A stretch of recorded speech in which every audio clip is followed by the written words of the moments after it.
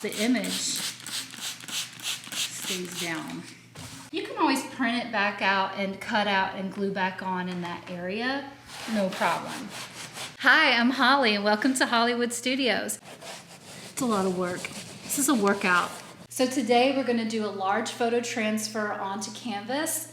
Last time we did a smaller one on paper, and now we're going to up the level a little bit and make a large photo transfer onto canvas. Just to review, the photo transfer process is taking the ink off the paper and transferring it onto your surface. This is a photo transfer here that I did that way, and as you can see, it's in sections. I have to use different in parts of her face to piece it together, and I'll explain why in a second.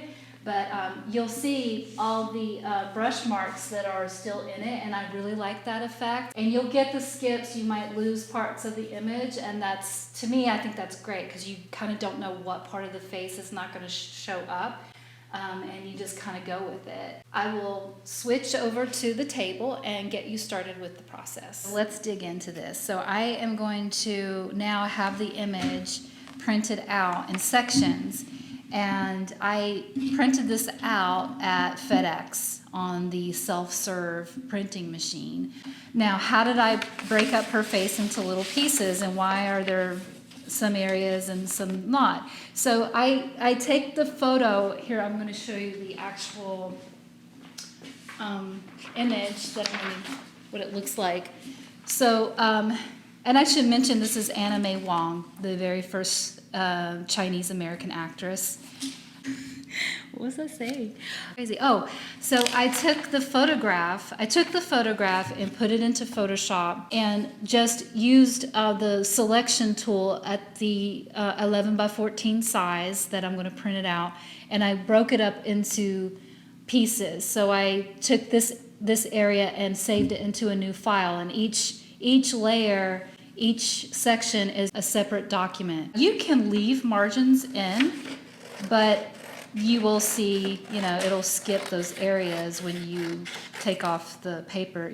You'll see that line. So if you don't want to see the line, take it off. I should also mention that I print her face out just so I can make sure I get her face in. I might not use this, but I'll use that instead, just because there won't be a skip. Because wherever you have a seam, it might not transfer as well.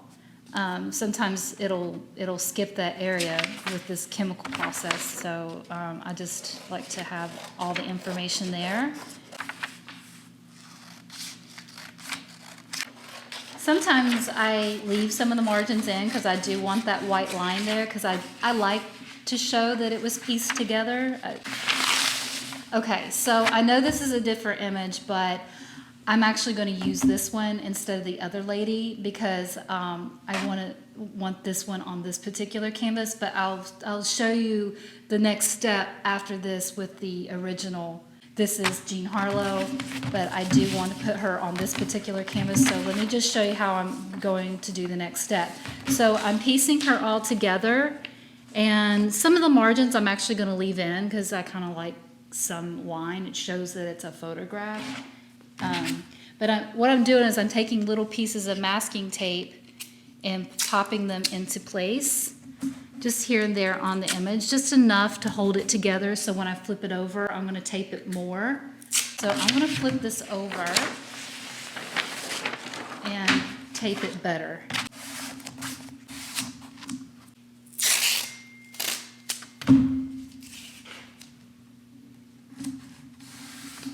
So now it's a little more secure with more tape.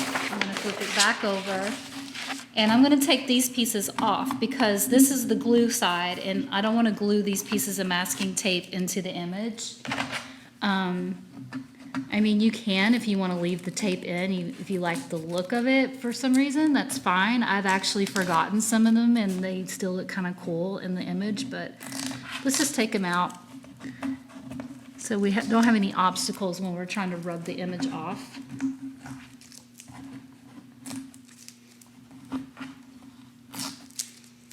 I'm just using also just regular masking tape. It's not special artist tape or anything. It's just what you get at Home Depot or a hardware store. Okay, you want to make sure you line your image up the way you want it. And I'm just going to mark the corners where it's going to be. So when I flip it over, and now I'm going to take this and set it aside. And we are using Golden Matte Medium. This is my preferred brand that I like to use.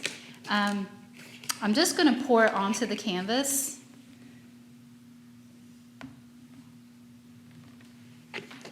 And then I'm going to use my brush to smooth it out.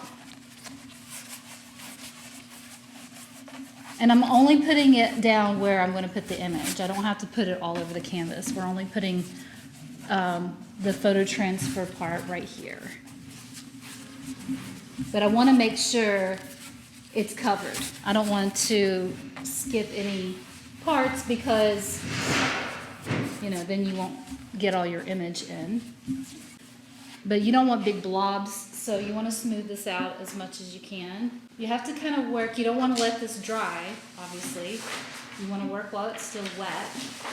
So I want to put the image down.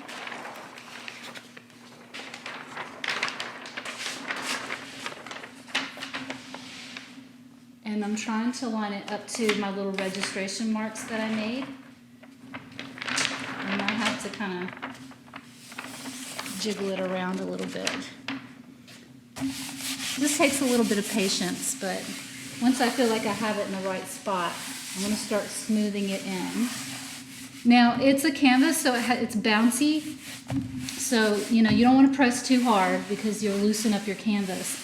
You don't really need to press hard anyway. You just need to make sure that as much paper as possible makes contact with the canvas. Now, if you feel like it started drying, which it did, so it took too long, you can quickly lift the image back up, lay some more medium down.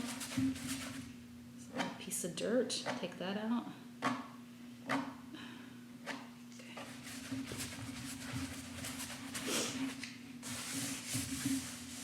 Okay, and that should be good.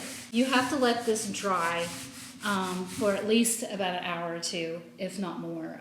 And the way you can tell if it's dry is if you touch it, and if it feels cold to the touch, and you might even feel the moisture, it's not ready yet. It has to be bone dry and room temperature when you touch it. That's how you can kind of tell. But this one, you know, and then you have to check on it to make sure nothing's peeling up or there's, you know, every now and then just give it a good press while it's still wet and take care of those areas. Right here, it's peeling up. It's not wanting to lay down flat. That's okay, I'm going to let it do that. Just a little, I don't have to have perfection when I'm doing this. The whole process of photo transfer is about those imperfections. So, but you know, you want to take care of it and make sure that you check it and keep the image in constant contact with the wet glue underneath. And over here I have one that has been drying for overnight. We will swing the camera around and show you this part next. Let's take the paper off, and I'm using a spray bottle. You just have to wet. It's like, there we go. We want a mist, not a dribble. Okay.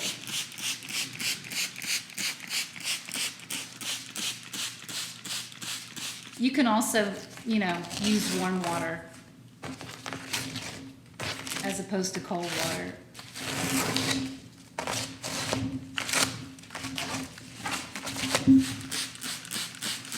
The reason it's flappy right here is because there's actually the better part of the image is underneath here, and where I lined it up, it overlaps, so I'm just going to take it off. It's easy to take off. And the masking tape comes right off, but hopefully, keep our fingers crossed, the image stays down. And you might be able to see her eyes appearing here. But you wet it and then you start rubbing away the white paper. Okay, I should also note that because I am using a canvas, it's bouncy and I can't really rub super hard. What you can do to remedy that is just get a book It's Martha Stewart, and I'm just kind of embarrassed that I have such a love affair with Martha Stewart. But this is my very first coffee table book I ever purchased in the 90s, and it comes in real handy for things like this.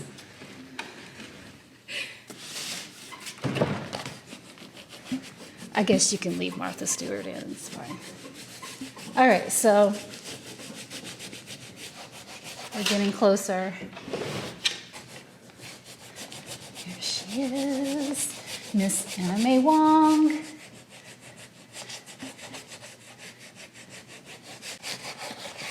We're starting to see some face. I still have to do all of her hair and her arms. It's gonna take a while. This takes like a couple hours. I'm hoping her cheek. This is a really thick part for some reason. Just get the paper off.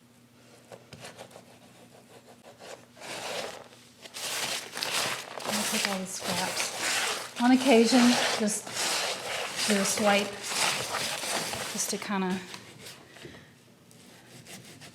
get yourself back in alignment here.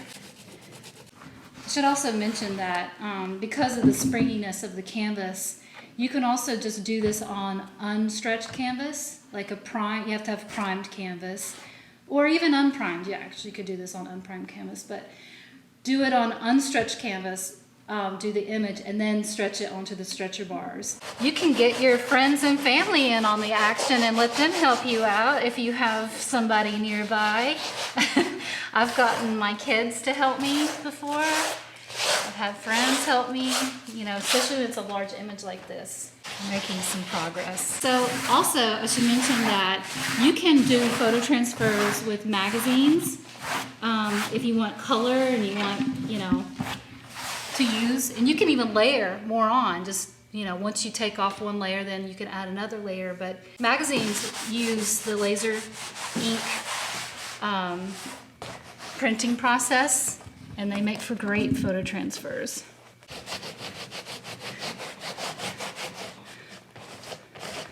We're starting to see Anna. She's coming through. If parts of your image starts coming up while you're doing this, don't panic. If you didn't want to lose a piece of information, you can always print it back out and cut out and glue back on in that area, no problem. But that's when you really have to embrace the patchwork effect, like the collage effect of like pieces and, not perfectly smooth imagery.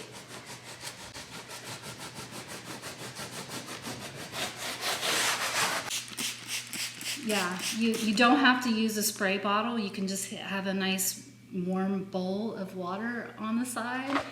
Warmer always feels better and works a little better to get that paper loosened up. So that's a nice tip to know. We are still getting the image off. We're making a lot of progress. I'm starting to see, I'm really happy with the way the image did adhere to the canvas, and you can still see there's like the cloudy areas which will have to come off eventually, but overall it's pretty much most of the image is rubbed off. And like I said before, you just have to have patience, and you have to have faith that you can get all these little pieces off. You will. It just takes time. This is not a quick project. If you work smaller, like we did in the last video on just a sheet of paper, one photo transfer, you'll get a quicker project.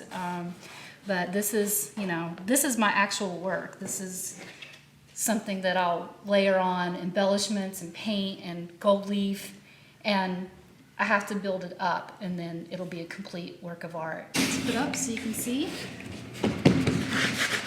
I have a lot more removing of the paper to do, but at least you can see the image and where it's going.